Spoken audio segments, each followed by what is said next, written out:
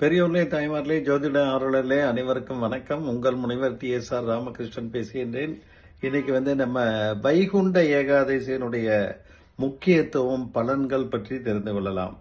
இருக்கிறவர்களே, நம்ம மாசம் 2 ஏகாதசி வந்தாலும் வைகுண்ட ஏகாதசி தான் மிகவும் முக்கியமான வைபவமாக கொண்டாடப்படுகின்றது. அந்த வைகுண்ட ஏகாதசிக்கு முன்ன வரக்கூடிய 10 நாட்கள் பகல் 10 என்றும், பின்னாலே வரக்கூடிய 10 நாட்கள் ராப்பத்து என மொத்தம் 20 நாட்கள் ஸ்ரீரங்கநாதருக்கு மிக கோலாகலமாக இந்த வைபவங்கள் நடந்து கொண்டிருக்கும். அங்க மட்டும் இல்ல, எல்லா வைணவ ஆலயங்கள்லையும் பகல் 10 ராப்பத்து சிறப்பாக நடந்து கொண்டிருக்கும். இந்த பரமபத வாசல், சொர்க்க வாசல்ங்கிறது வைகுண்ட ஏகாதசின்னு சொல்லுவாங்க. இதை நம்ம வரக்கூடிய இந்த மார்கழி மாதம் அந்த ஏகாதசி திதி நாளை மறுதினம் செவ்வாய்க்கிழமை வருகின்றது.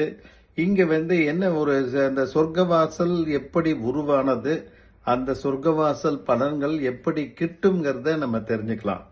அதாவது மகாவிஷ்ணுவால் வதம் செய்யப்பட்ட மது கைடபர்கள் அரக்கர்கள், இவங்க முதல்ல நிறைய பிரச்சனைகள், அட்டூழியம் எல்லாம் செஞ்சு தேவர்களை எல்லாம் துன்புறுத்தியதால், ரிஷிகளை துன்புறுத்தியதால் அவங்க எல்லாம் வேண்டி மகாவிஷ்ணுவை வேண்டி விண்ணப்பித்த போது மகாவிஷ்ணு இவங்க 2 பேரையும் வதம் செய்கிறார். அப்ப அவங்க 2 பேரும், ஐயனே, நாங்க என்ன தப்பு பண்ணியிருந்தாலும் உங்க கூடவே நாங்க இருக்கிற மாதிரி ஒரு பேரு எங்களுக்கு கொடுக்க வேண்டும் அப்படின்னு கேட்க, சரி, வைகுண்ட வாசல் வழியாக வரும்போது என் கூடவே நீங்கள் இருங்க அப்படின்னு சொல்றாப்ல. அதனாலதான் இந்த வைகுண்ட ஏகாதசி அப்புறம் அவங்க அதோட நிறுத்தல. ஐயனே, நீங்க அர்ச்சாவதாரம் எடுத்து வடக்கு வாசல் வழியாக வரும்போது உங்களை பின்தொடரக்கூடிய அத்துணை பக்தர்களுக்கும் நீங்க வைகுண்ட பேரு தர வேண்டும் என்று வேண்டிக் கொண்டதுனாலும் இந்த நிகழ்ச்சி மிக முக்கியத்துவம் வாய்ந்தது. அதே போல நம்மாழ்வார் இந்த வைகுண்ட ஏகாதசிக்கு அடுத்த ஆதாரமாக இருந்தவர். அத்தோடு அந்த வைகுண்ட ஏகாதசி நின்றுவிடும் என்ற அந்த காலத்தில் இருந்தனால அவர் பெருமாளை வேண்டுகிறார். அத்துணை யுகங்களிலும் நீங்க அந்த மார்கழி மாத ஏகாதசி அன்னைக்கு இந்த வடக்கு வாசல்ல வைகுண்ட ஏகாதசியாக வலம் எல்லா மக்களையும் ரட்சிக்க வேண்டும் என்று கேட்கின்றார். அதனாலதான் நம்மாழ்வாரை தொடர்ந்து நம்ம அத்தனை பேரும் பல ஜென்மங்களாக, பல யுகங்களாக வைகுண்ட ஏகாதசி சென்று கொண்டிருக்கின்றோம். இன்னைக்கு அதான் எல்லா பெருமாள் கோயிலையும் பாத்தீங்கன்னா அந்த வடக்கு வாசல், சொர்க்க வாசல் சொல்லுவாங்க, அது எப்பவுமே மூடித்தான் இருக்கும். அந்த வைகுண்ட ஏகாதசிக்கு தான் அந்த சொர்க்க வாசல் அதிகாலை 2 மணிலிருந்து 3 மணியில அதை ஓப்பன் பண்ணுவாங்க. அந்த டைம்ல தான் நம்ம பெருமாள் உற்சவமூர்த்தியாக வைகுண்ட வாசல் வழியாக நுழைந்து வெளியே கோயிலை வரும்போது எல்லோரும் அந்த வைகுண்ட வாசல் வழியாக வரும் பேரு கிடைத்தது. இந்த திருவரங்கம் வடக்கு வாசல் வழியாக அர்ச்சாவதாரத்திலே உற்சவமூர்த்தி வரும்போது பின்தொடர்ந்து வரும் அத்துணை பேருக்கும் இந்த பிராப்தம், இந்த புண்ணியம் கிடைக்க வேண்டும், பாவங்கள் நீங்க வேண்டும் என்று மது கைடவர்கள் கேட்டுக்கொண்டதற்கு இணங்க பெருமாள் இந்த வரத்தை தருகின்றார். அதே மாதிரி இந்த சொர்க்கவாசல் மோட்சத்துக்கு செல்லக்கூடிய ஒரு வழின்னு சொல்லுவாங்க. அதாவது இந்த திருவரங்க முறையில் எல்லா பக்கமும் இந்த சொர்க்கவாசல் எல்லா வைணவ ஆலயங்களிலும் எல்லா ஊர்லயும் சிறப்பாக நடைபெற்று வரும். ஆனா திருப்பதியில மட்டும் இந்த சொர்க்கவாசல் கிடையாது. பதிலாக வைகுண்ட ஏகாதசி திருநாளை முன்னிட்டு 30 முக்கோடி பிரதட்சணம் என்ற பிரகார திறப்பு விழா வைபவம் நடைபெறும்.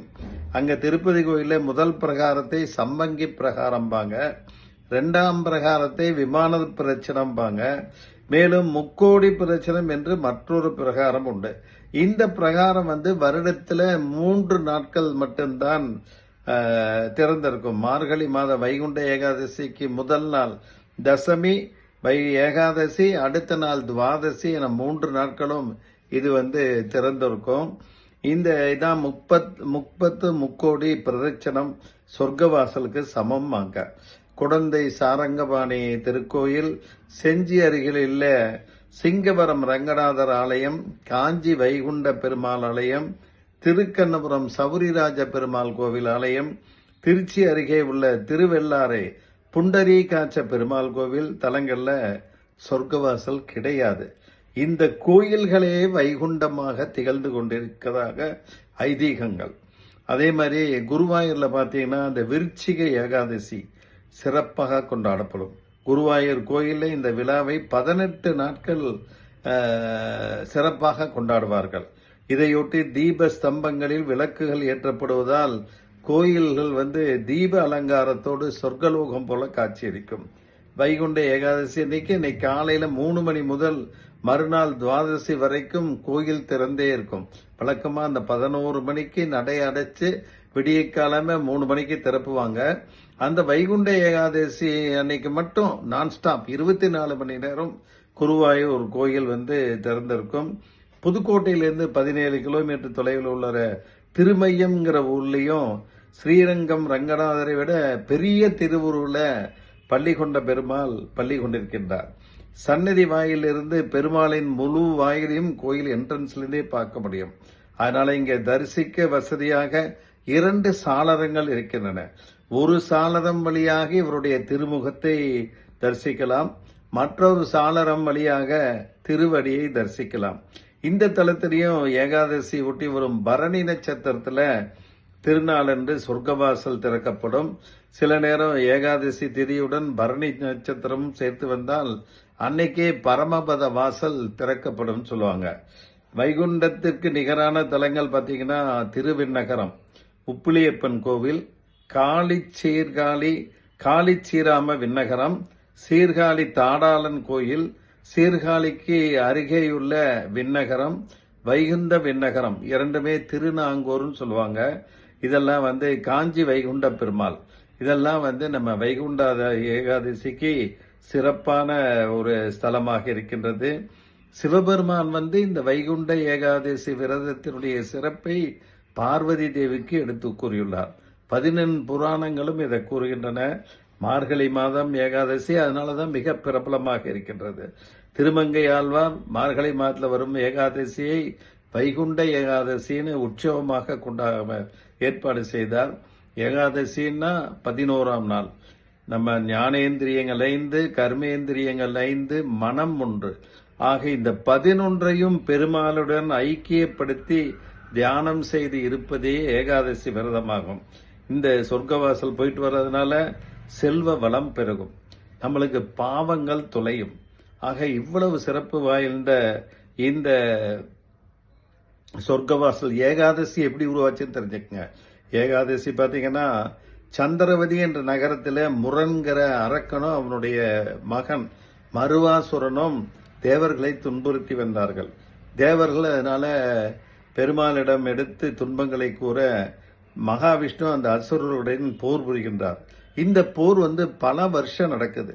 சோர்வடையாத அதை போல ஸ்ரீமன் நாராயணன் ஒரு கோயில்ல தூங்குவது போல் பாசாங்கு பண்ணி தூங்கிக் கொண்டிருக்கின்றார். அந்த குகையில் வந்த முரண் நாராயணனை அழிக்க முற்பட்ட போது அவர் தொடைப்பகுதியிலிருந்து வந்த வியர்வையின் மூலமாக ஒரு பெண் சக்தி உருவாகி ஹூங்காரம் செய்து அந்த அசுரர்களை துவம்சப்படுத்தி சாம்பலாக்கியது. அதனால அசுரர்களிடம் போரிடாமல் அந்த ஹூங்கார சத்தத்திலேயே அந்த தேவி அவர்களை அழித்தாள். தன் எதிரிலே ஒரு பெண் தேவதை நிற்பதை பார்த்த பெருமாள் அப்படி தூங்கி விழிப்பது போல் பாசாங்குடன் விழித்து தன்னுடைய சக்தி என்பதையும் தெரிந்து அந்த பெண்ணிற்கு ஏகாதசி என்ற பெயர் கொடுக்கின்றார். நீ தோன்றிய இந்த ஏகாதசி தினத்துல யாரெல்லாம் என்னை நினைத்து விரதம் இருக்கின்றார்களோ அவர்களுக்கு துணையாக இரு. பக்தர்களுடைய வாழ்க்கையிலே சகல நன்மைகளையும் அருள வேண்டும் என்று கூறி ஏகாதசியை தன்னுள்ளே ஐக்கியப்படுத்திக் கொண்டார். அதனால இன்னைக்கு ஒரு நாள் ஏகாதசினிக்கு உண்ணாம இருக்கிறதுனால பாவங்கள் குறையும், சங்கடங்கள் தீரும். இந்த வைகுண்ட ஏகாதசியில நம்ம இதெல்லாம் பண்றதுனால மிகச்சிறந்த பலன்கள் நமக்கு கிட்டும். ருக்மாங்கதன்கிற என்ற அரசனும் இந்த ஏகாதசி அன்னைக்கு கட்டாயம் அனைவரும் உண்ணாவிரதம் இருக்க வேண்டும் என்று சட்டமாக இயற்றியதாகவே வரலாறுகள் கூறுகின்றன. ஆக ஏகாதசி விரதம் புண்ணியத்தை கொடுக்கக்கூடியது. அதனால இவர் பெருமாள் ருக்குமாதன்ட்ட நீ சட்டம் போட்டதெல்லாம் வாபஸ் வாங்கிக்க, மக்களே அவர்களாக மனதிலே ஒரு முடிவெடுத்து இந்த விரதத்தை தொடர்வார்கள் என்று அருளினார். இந்த நம்ம முந்தின நாள் தசமி அன்னைக்கே மதிய உணவு முடித்து கொண்டு இரவு சாப்பிடாமல் கண் விழித்து கொண்டு விஷ்ணு புராணம் சகசரநாமம் போன்ற இதுகளையெல்லாம் பாடிக்கொண்டே இருக்க வேண்டும். ஸ்ரீமத் பாகவதம், ராமாயணம், தசாவதனம் போன்ற நிகழ்ச்சிகளையும் படித்து வருவதோ பார்த்து வருவதோ, இன்னைக்கெல்லாம் டிவி வந்துருச்சு, சிடி வந்துருச்சு, போட்டு கூட பார்க்கலாம். ஏகாதசினிக்கு காலையில் சொர்க்கவாசல்ல நம்ம பெருமாளை வணங்கி வந்தால் எல்லா வளமும் நலமும் கிட்டும். அன்னைக்கு அடுத்த நாள் துவாதசி அன்னைக்கு காலையில மறுபடியும் பெருமாள் கோயில போய் இறைவனை வணங்கி அன்னைக்கு நெல்லிக்காய், அகத்திக்கீரை போன்றவை சமைத்து படைத்த பூஜித்த பிறகு ஒருவருக்கு அன்னதானம் செய்ய வேண்டும். இந்த நெல்லிக்காய், சுண்டக்காய், அகத்திக்கீரை போன்றவற்றை பல்லிலே படாமல் சாப்பிட வேண்டும்.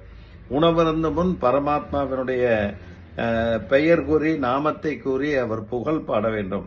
முன்னோர்களுடைய சாபம் இந்த வைகுண்ட ஏகாதசி விரதத்தால் நீங்கும்.